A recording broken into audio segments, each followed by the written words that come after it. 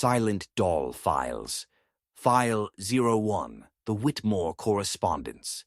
London, 1887. The following file is a reconstruction based on police records from the Metropolitan Police Archives, personal correspondence recovered from a demolished property in Whitechapel, and the testimony of one surviving witness who refused to be identified by name. All attempts to locate the object described herein through official channels have been unsuccessful. This is not a ghost story. Ghost stories have endings. There is a photograph. It was taken sometime in the autumn of 1887 in the basement of a boarding house on Dorset Street, Whitechapel, one of the most dangerous addresses in Victorian London, in one of the most dangerous years that street would ever see. The photograph is unremarkable at first glance. It shows a small room, a wooden table, a single oil lamp casting the kind of light that makes shadows look structural, load-bearing, as if the darkness is what's holding the ceiling up. And on the table, centered with a precision that seems deliberate, sits a doll. She is small, perhaps 30 centimeters tall, made of wood so dark it reads almost black in the photograph, though the archivist who catalogued this image in 1961 noted in the margin, in pencil, in handwriting that becomes less steady as the note continues, that the wood did not appear painted, that the darkness appeared to come from within the grain itself. Her face is smooth, almost featureless, two glass eyes that catch the lamplight in a way that should not be physically possible given the angle of the source, and her hands, if they can be called hands, rest on her knees in a posture so composed, so deliberately still, that every other element in the photograph looks accidental by comparison. The photograph has no official label. It was found tucked between the pages of a police report that was itself filed in the wrong case box, where it remained undisturbed for 74 years. The report, it was found, with concerns a man named Edmund Witmore. Edmund Witmore was 31 years old in 1887, a clerk for a shipping import company that operated out of the Port of London.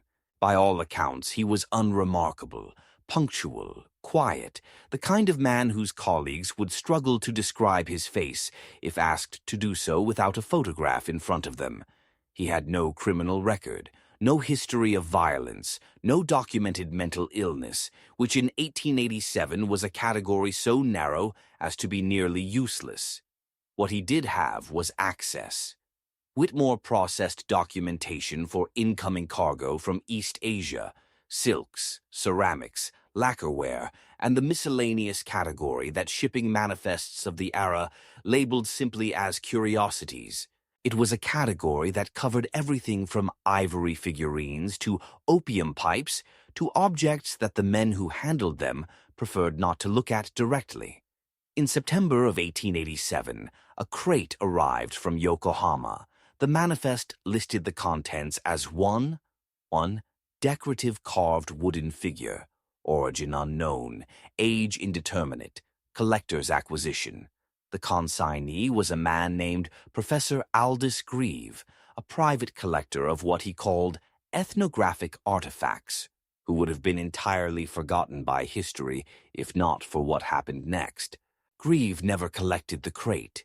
According to the port records, he arrived to process the paperwork, signed his name, and then, according to the dock worker who witnessed it, stood completely still for approximately 4 minutes while staring at the open crate before walking away without the object and without speaking.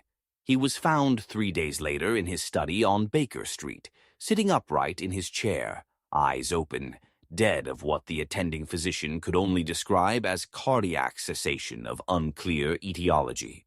His mouth was open. The position of his tongue suggested he had been speaking, or attempting to speak, at the moment of death. He had no history of heart problems. He was 43 years old. The crate remained at the port for 6 weeks. Then Edmund Witmore signed for it himself. What happened in the following 8 weeks is reconstructed primarily from letters, 23 of them, that Witmore sent to his sister, Margaret, who lived in Manchester and who kept every piece of correspondence she ever received with a devotion that would ultimately serve as the only coherent record of this case.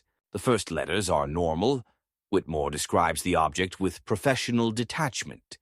A curiosity, M, unlike anything I have catalogued. Japanese in origin, I believe, though the wood is unlike any Japanese variety I have seen documented. The features are minimal, but the craftsmanship is extraordinary. I have placed her on the writing desk. By the third week, the register has shifted. He writes, I find I think about her during the day, not with unease, I want to be precise here, but with a kind of awareness, the way one is aware of another person in a room, even when not looking directly at them. She is very still, M. All objects are still. I understand that, but there is a quality to her stillness that I do not have the vocabulary for. By the fifth week, I have begun to hear things at night, not sounds exactly, more like the memory of sounds, voices reconstructing themselves in the silence. I believe it is exhaustion. The work has been demanding, but I notice that when I sit near her, the quality of the silence changes. It becomes, and I apologize for this, M. You know I am not given to this kind of language. Inhabited. The sixth letter from the sixth week is written in a hand so deteriorated that the archivist who transcribed it left 3 gaps where the words were illegible. What can be read includes the following. She was there, M. I understand that now. She was there for all of it. Every room she has ever been in, every room. The walls know her, the floor knows her. I looked at her eyes last night for a long time, and I understood that they are not empty. They are full. They are so full. There is no letter from the 7th week. On November 14, 1887, a neighbor reported sounds of distress coming from Witmore's rented room on Dorset Street. The constable who responded found the door unlocked. The room was in a state the report describes as disordered, which in the restrained language of Victorian police documentation means something considerably worse than it sounds. Edmund Witmore was found in the corner of the room, crouched against the wall, his knees pulled to his chest. He was alive. He was uninjured. He had destroyed every piece of furniture in the room with a methodical thoroughness that, the constable noted, suggested not rage but process, as if he had been dismantling the room in search of something or attempting to remove all surfaces that could cast a reflection. Every mirror had been covered, every window, every polished surface, including the metal of the lamp. Witmore did not respond to questions. He did not respond to his name. He was rocking very slightly and his lips were moving, but no sound was coming out. On the table, untouched, centered with that same deliberate precision, the doll. Witmore was committed to Bethlehem Royal Hospital 4 days later, where he spent the remaining 11 years of his life. He never recovered speech. The attending physician's notes record that he would sometimes become agitated at night and would point repeatedly at the corner of whatever room he was in, always the same corner, regardless of the room's orientation, and move his lips in that same silent articulation that no one ever managed to decipher. He died in 1898. His death certificate lists the cause as melancholia, chronic and progressive. His sister Margaret collected his belongings. There was almost nothing. A few books, the letters she had sent him unopened, a coat. The doll was not among his possessions. This is the point in the file where the documentation becomes unreliable. The doll appears once more in the official record, in the photograph taken during a Metropolitan Police documentation of the Dorset Street boarding house, which was inspected in connection with an entirely separate matter in December of 1887, approximately 3 weeks after Witmore's removal. The photograph was taken by a police photographer named Colin Marsh, who submitted it as part of a routine visual survey of the premises. Marsh's personnel file notes that he requested a transfer to a different division in January 1888. The transfer was denied. He resigned in March of the same year. There is no further official record of him. The inspector who led the December survey, a man named Thomas Alcott, filed a supplementary note with the original report that was paper-clipped to the back and appears to have been added some time after the initial submission. It reads, in its entirety, the object photographed on the table in room 4 was not present when we entered the premises. It was not present when we left. Marsh saw it. I saw it. It appeared between these two events. I do not know how to account for this, and I am aware that this note will reflect poorly on my record. I am including it because I believe accuracy to be more important than my record. The object should be found and destroyed. I do not know why I believe this. I believe it very strongly. The note is signed and dated. It was never actioned. The photograph still exists. It is held in a private collection in Edinburgh, acquired at auction in 2003 from an estate whose connection to the original case has never been established. The current owner, who agreed to speak for this file on the condition of anonymity, describes the experience of owning it as follows.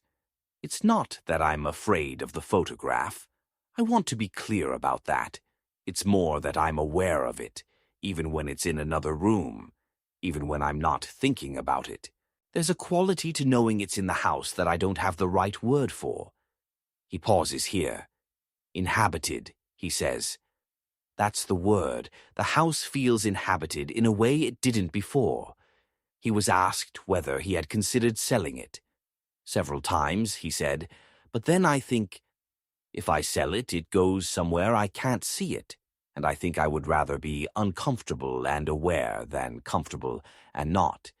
He was asked if he thought the doll in the photograph was the same object Edmund Witmore received from the port of London in 1887. He didn't answer immediately.